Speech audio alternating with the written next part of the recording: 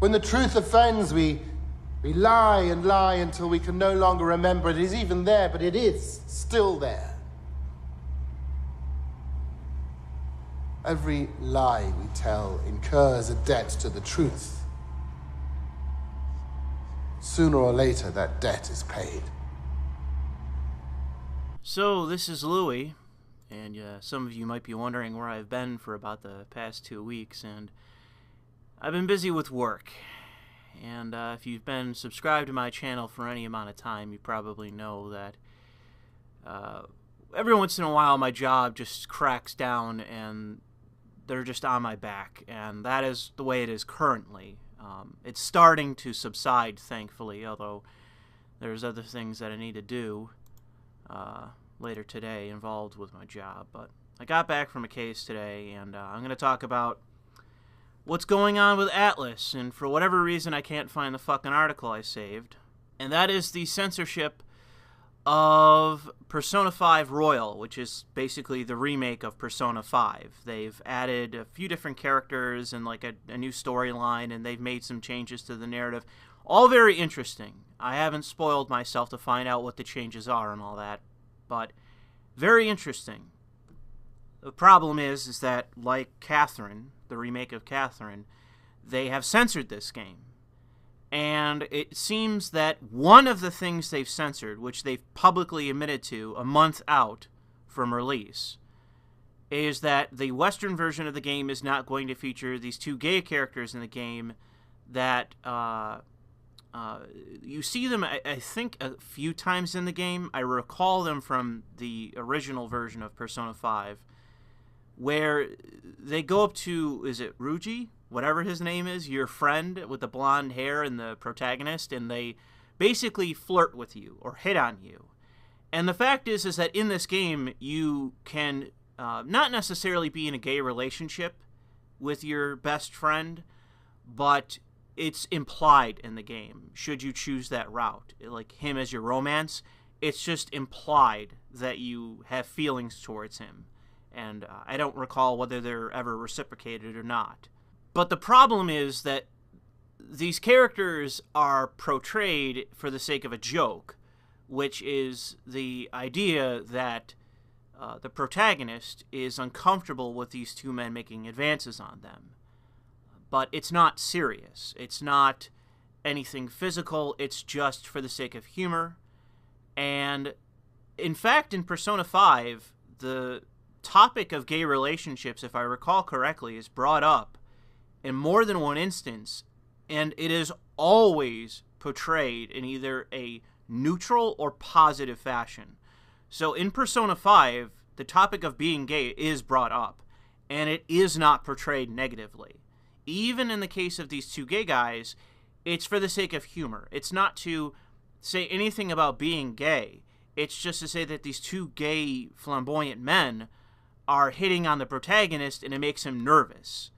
Again, you can, if you make choices in the game, your protagonist can be implied to be gay. So this game does not take a negative portrayal of being gay. It's either positive or neutral. And that isn't to say that there's any aspect of being gay that you can't be critical of, because there are aspects of being gay generally that you can be critical of. Lesbian relationships statistically have a disproportionate amount of spousal or domestic abuse. When it comes to gay men, there is a legendary stereotype that is ultimately true in promiscuity. In being gay, there is a general stereotype that is true based on the overall statistics. The fact is that there are aspects to gay culture that are negative, that I think are just overall detrimental and border on the illegal in many instances, and that includes the presence of children at gay parades which feature public nudity and public displays of sexuality. It's doubly illegal. You can't be nude in public regardless of what the circumstances are, unless it's a private area in which it's displayed. And regardless of whether it even is displayed as permissive, it can't be done in front of a small child. That is illegal. That is exposure. If you think that this is totally alien to gay male culture, you are incorrect. Drag and drag kids is part and parcel of gay male culture. It is a part of gay culture that is, in many instances, illegal. When you have children strip teasing in gay male cabaret clubs, that is illegal. The only reason that everyone there isn't being arrested, including the people that, if they distribute any kind of paraphernalia or advertisement of that event, the only reason why those men are being arrested is because of prosecutors' discretion in terms of enforcing the law. Because, in fact, if you look at the Ferber Standard, anyone attending these events, anyone distributing leaflets to these events of strip teasing by underage children, that is an illegal activity in and of itself that is in no way constitutionally protected. So there is constitutional precedence to say that this is a crime. The people doing this are not stupid. And the fact is that many know that based on the way that Western culture is, that they can get away with doing it. That the state, the courts, the police are permissive of this otherwise likely illegal activity, if not just borderline on it being just outright illegal. Everyone involved. They know that the state is permissive of it, so they know they can get away with doing it, and that's why they do it. To say that there's no other side to this is a lie. To say that gay men or gay culture, that there's nothing wrong with it, is just factually untrue. There are problems with gay culture. There are problems with overall the issue of being gay, male or female. There's problems with it, whether it's disproportionate domestic violence or it's disproportionate promiscuity. It is a problem because these are negative things. If a butch lesbian, which it typically is beating the fuck out of her spouse or girlfriend, that is a problem. Them being beaten should be a problem for you because they are someone that has rights, and those rights are being violated by their partner. That should matter to you. And if it doesn't, then we have a problem. To the reason why this is being done, and to those that would defend it, and there are many people that would defend this, the reason why this is being done is because there is one acceptable portrayal of gay men. There is one acceptable portrayal of women. There is one acceptable portrayal of minorities, even in the case that they are the majority of the population. Basically anyone who's not white. The problem is that this is a concept which is political correctness. That according to political correctness, there is one way to portray gay men. And this is not that way. Gay men can't be part of a joke. They can't be portrayed as flamboyant, which, if you've ever met some gay guys, they're not exactly, very masculine typically. They're usually pretty effeminate, at least from my experience. So even with the existence of people like this, the portrayal might be a slight exaggeration, but not even much of one, as far as I can tell. But because of political correctness, there is one acceptable portrayal of gay men, and it is just one that is absolutely positive. They can be flamboyant, but it can't be for the sake of a joke. It has to be everyone around them gushing and lavishing them in praise. That can be the only, or if they are, facing some sort of adversity, the protagonists and the story, the narrative, and basically the spotlight of the game must be on them being victims, and anyone that's showing them any adversity must be portrayed as, in essence, worse than Adolf Hitler. Any deviation from that is not acceptable and will be lobbied to be changed. And unfortunately, and I don't want to really spend too much time in this because it's going to force me to start screaming, most developers in the gaming industry, West or East, are beta male cowards. And I'm going to give you an example of what I mean by that, because I think that many people don't understand. They will see me as just being pejorative, but it's a difference in mindset. So, people like this, people like these developers, if someone with a gun walks up to them and says, "Give me your wallet," they will immediately reach, their hand into their pocket or into their purse, give that person their wallet, and that'll be it. They will have their property and their effects, their money, taken from them. And in rationalizing this offense to them, this theft, they will say to you, well, handing over my wallet is better than being shot. I mean, what are you, crazy? It's much better to hand over my property than it is for me to be shot. And that is the go-to rationalization for everything with them. It isn't just having a thief stick a gun in their face and say, "Give me your money." It's everything. It's every aspect of their life. They will compromise on everything out of fear. So if they're in a job and their boss says, "You need to come on in on Saturday, you need to work these extra hours for free even. Your salary, we're not giving you any extra money, I'm not giving you any time off or any vacation or nothing. You need to come in on Saturday, you need to work these hours, you need to do this work." And it might be just because the boss is lazy. It might not even be that person's job. They will compromise.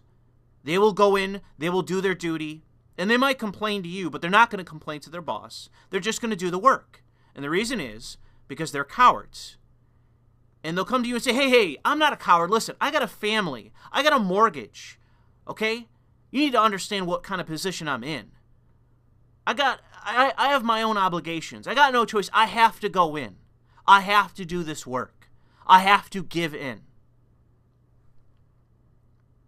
These are the kind of people that, regardless of the circumstances, if they are dealing with someone that either has more authority than them or can basically hinder them in some capacity or harm them in some capacity, they will give in every single time. That's what it means to be a coward, is to compromise every time, to give in every time, to do what's demanded of you every time, to never stand up for yourself, to never say no, and just deal with the outcome, whatever it might be. Because I've said no before in my life. I know that even in the situation where I am now, where I got my company cracking down on me, that I always have the option of saying no. Because the worst thing that they can do is fire me or take away some cases and deprive me of hours. But they've done that before with me. And I've gotten through it. It didn't really matter to me. It wasn't that big a deal. I didn't go bankrupt. I wasn't thrown out of my house. Didn't have my house or car repossessed. Nothing really came of it. I have the power to say no. And my company, regardless of how they feel about me, they understand that to some capacity. They know that I'm willing to say no to them. I've had cases where it's been dangerous. Even today, I was in the ghetto. My pistol's still in my bag.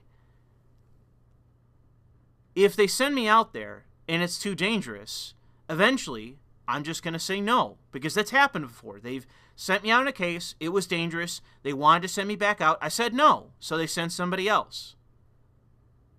I got a call. I got the bitching and moaning. Are you sure you want to do this job, Louis? Are you sure? It's like, yeah, I'm willing to do the job, but I'm not willing to lose my life over this job.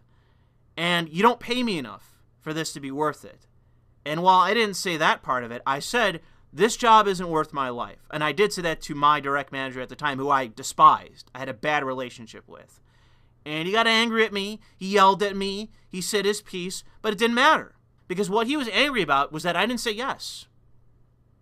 Instead, I said no. And there's nothing he could do. There's nothing he could do. There's nothing the company could do to get me to work that case. And they can bitch and moan and threaten and do all this. But even this year, it didn't matter. Everyone this year at my company is getting their bonuses or their raises frozen. There's a bunch of hoops you now have to jump through to just get what once was a mandatory raise every year. The best in the company, the worst in the company. The best investigators, the most mediocre. Everyone's having their raises frozen this year. That is your reward. And you have to understand, this is what I've talked about in the past about not being made out for the corporate world, is that I will do what I have to keep this job, but I fundamentally don't care. You're never going to be able to coerce me into doing anything for this job. If I'm willing to work a case, it's because I'm voluntarily willing to work it. And if I'm not going to. And there's nothing you can do to put me in that position. You can't force me to go there. You can put me on probation or, bitch at me over the phone or even fire me. But you'll never get me to do what you want me to do if I don't want to do it. That is the fundamental difference between game developers, just generally, not all, of course, but the majority, I'm willing to say. That's the difference between them and me, is that they will acquiesce to every fucking demand made of them. No matter how low it brings them, no matter how little integrity it leaves them, they will always acquiesce because they are cowards. And I am saying that that is the bulk of the industry. Because when censorship is this widespread, and it is so widespread that it is undeniable. And the people that are in favor of it don't even deny it. They just defend it. The whole industry is quiet. The entirety of the industry is quiet. You have a couple voices that might even speak on the topic, but it is universal silence as to the censorship that is widespread in gaming. So that tells me that the bulk of the industry are cowards. They have no integrity. There's no limit to the degree in which they would give in and compromise to the demands of their bosses. If some authority figure demands something of them, they will do it. Because they are terrified in the scenario where they have to say no. They're terrified of that. And they think that their job is more important to them than their integrity. And I'm sure they have, like I've already spelled out to you, all the rationalizations in the world to give to you and me as to why they do that. But to me, they aren't real justifications. They're more so rationalizing what they're doing to themselves than they are to anybody else. It's to, in essence, appease their own conscience for doing what they know to be fundamentally wrong. To be an artist that desecrates your own work based on the demand of some corporate apparatchik or some mentally ill activist, they must know at the end of the day that giving in to them is morally wrong. And so that's why they have to come up with all these reasons for what justifies them doing it. The example that I'll give you for a pop culture reference, the difference in what I mean here. And you can say this is a joke about me, but it's the example of Peter Stormare as being like the nihilist, showing up at the bowling alley, lighting the dude's car on fire, and demanding, basically as a compromise, okay, we'll take the money you guys got on you, and then we'll go away. So give us the money you have on you. So the dude and the other guy, whose name I forget, they start reaching into their pockets to get money to give them, because it's a small demand. It's a small demand. We'll leave you alone, but you got to give us the money on you. And so the dude and the other guy, is it Danny? This guy's gonna hurt us, Walter? No, Donnie. These men are cowards. They automatically acquiesce to that demand. Walter, on the other hand, says, I forget what the exact line is, but it's basically, fuck you, what's mine is mine. Okay, so we take some money you have on you, we call Shadifa. Fuck you. Hey, no, come on, Walter. Come on, we're ending this thing cheap, man. No, what's mine is mine. Oh, come on. And what you have to understand is that as much as Walter is played as a joke in the movie, Because also, he gives in to every demand made by his ex-wife, which is part of the joke. But that is someone with integrity, at least to that end. That when a terroristic threat is made to him by a group of idiot, nihilists or, Eurotrash, whatever, they demand their money to leave them alone. Walter is the only one with the integrity to say, no, I'm not giving you my money.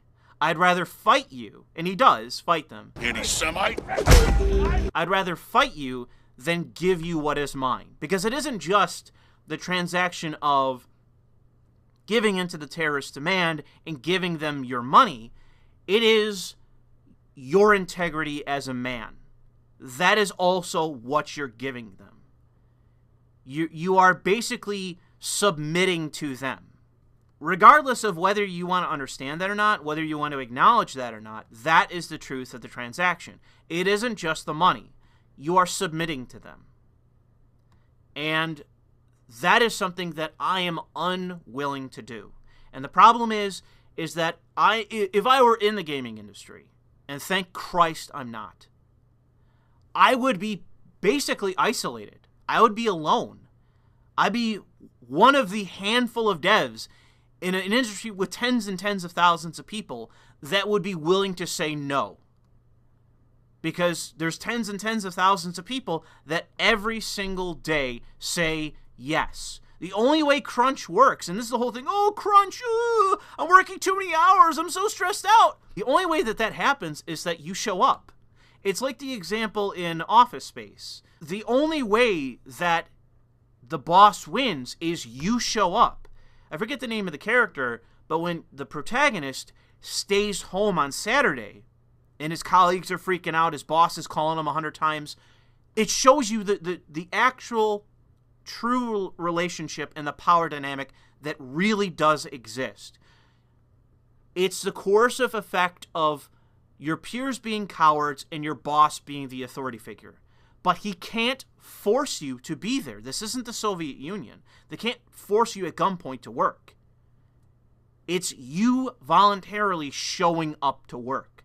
And if you don't show up, all your boss can do is call you. That's it. The other side of this is the unfortunate circumstance that, unlike Catherine, which you could buy the uncensored version, as far as I can tell, there is no uncensored version of Persona 5 Royal.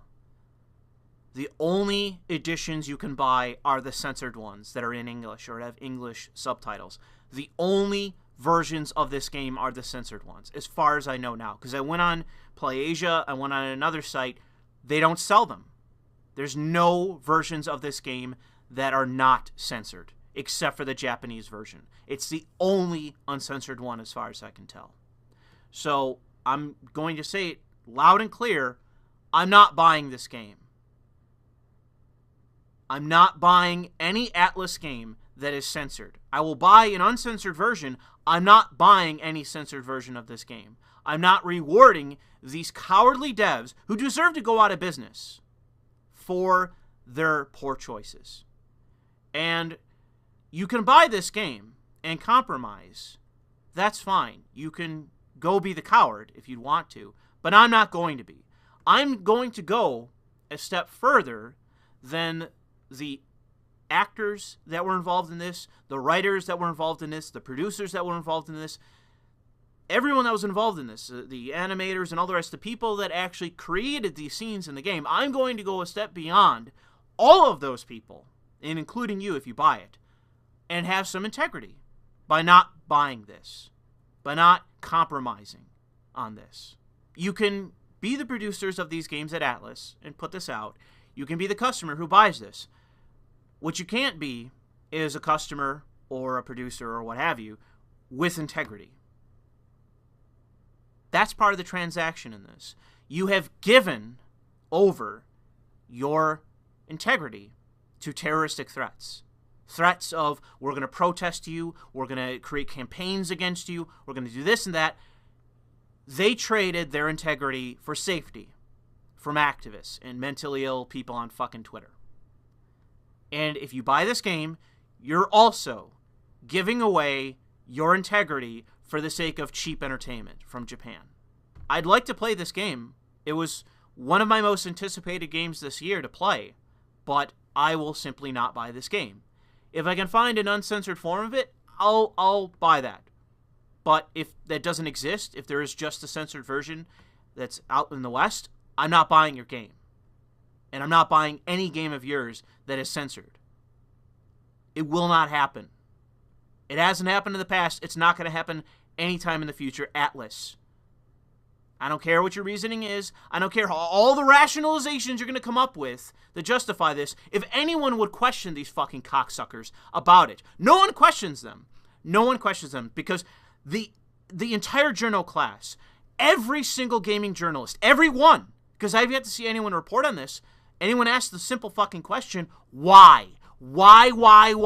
Why did you do it? Why must it have been done? Why is it a change? You're now talking about a month out from release? You're now admitting to this? Why? Why for this entire thing? No one's going to ask that fucking question. They're either going to acknowledge the censorship or they're going to acknowledge it and accept it or defend it. There are 0 game journalists who are going to question this. 0 that are going to ask a follow-up question. Why? Why? Never going to be asked because they're either too cowardly or they sympathize with the terroristic demands. No, they're not going to endorse the terroristic demands. Oh, of course, I'm principled. I'm not going to do the terroristic demands. I'm just going to benefit by them. You still don't have any integrity. You don't. That's the transaction. You're giving that away. And I'm sorry, but this game isn't worth it. A remake of a game that already exists. You didn't censor it the first time in the PlayStation. Why are you doing it this time? It's because demands were made and you acquiesced to them. Because you're fucking cowards. There's so few game devs that are worthy of any fucking respect at all. You losing your job, well, you're just weak anyways. Oh, I lost my job. I got a mortgage. I got a family. Blah, blah, blah. Well, maybe you could, if you had some integrity, maybe you'd still have a fucking job. And you don't deserve another one. You deserve to leave this industry and go work at a McDonald's. Go work at a Walmart. Or whatever the big box stores are in Japan. Go work there because you don't deserve to be in an artistic medium. You don't deserve to be there because you have no integrity. You have no respect towards what you create or what is just created and you produce or publish. You have no respect for it. You have no respect for me as a customer to play what you create or publish. You have no respect for me. So why should I have any respect for you when you deserve nothing? Not my money, not my fucking respect, not my time or attention. You don't deserve anything. I think that really it's just a matter of I'm sick and tired of the rationalizations. I'm sick and tired of the defense force that even is present on my own channel. Even now, even still, there's people that'll defend this. There's people on my channel that are going to buy this fucking game. I already know this. But I'm so tired of it. I'm so tired of everyone being weak. Everyone being compromising. Everyone giving into these demands. I have the demand of wanting this game intact. Can I have my demand acquiesced to? Can you have a fucking normal version of the game that's uncensored that the Japanese can play, and then basically your mentally ill Twitterati tranny you can have that version of the game too? Just switch over, go in the options, and turn that on. You know, if I'm a mentally ill incel on Twitter, internet addict, I can play that version of the game. And then if you're just a normal human being with integrity, you can play the actual version that was meant to be published. Can I play that? Why aren't I acquiesced to? Well, it's because I'm not making terroristic demands. That's the difference. One of the alt-right talking points is that basically if the alt-right starts acting like the Islamists do, where they just start killing people and engaging in violence and making demands, that these kind of people will eventually give in to them. And I'm sorry, but by all appearances, there is some validity to that.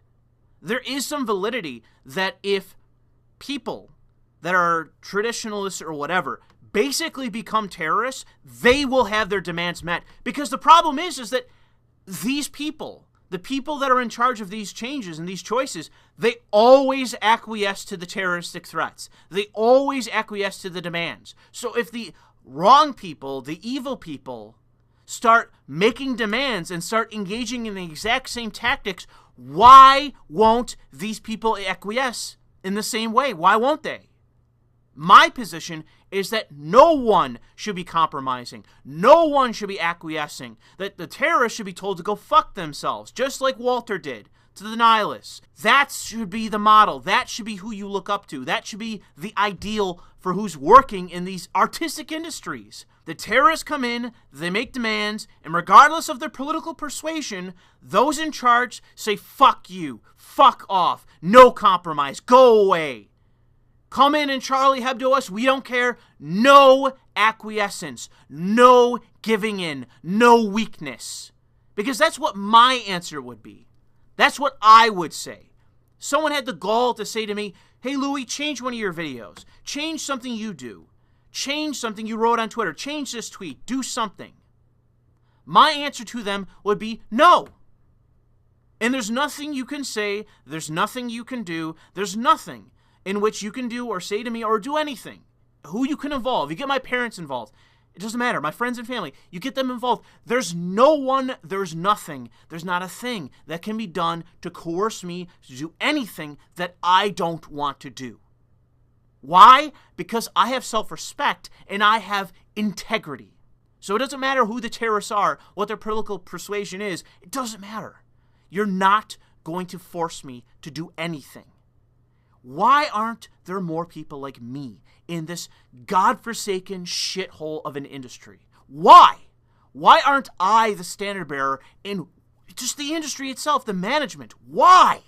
Why? The people overseeing these projects. There's another question for you, for the journals to fucking ask. Why are these companies run, these studios run top to bottom of just people with moral deficits? Why is it the case?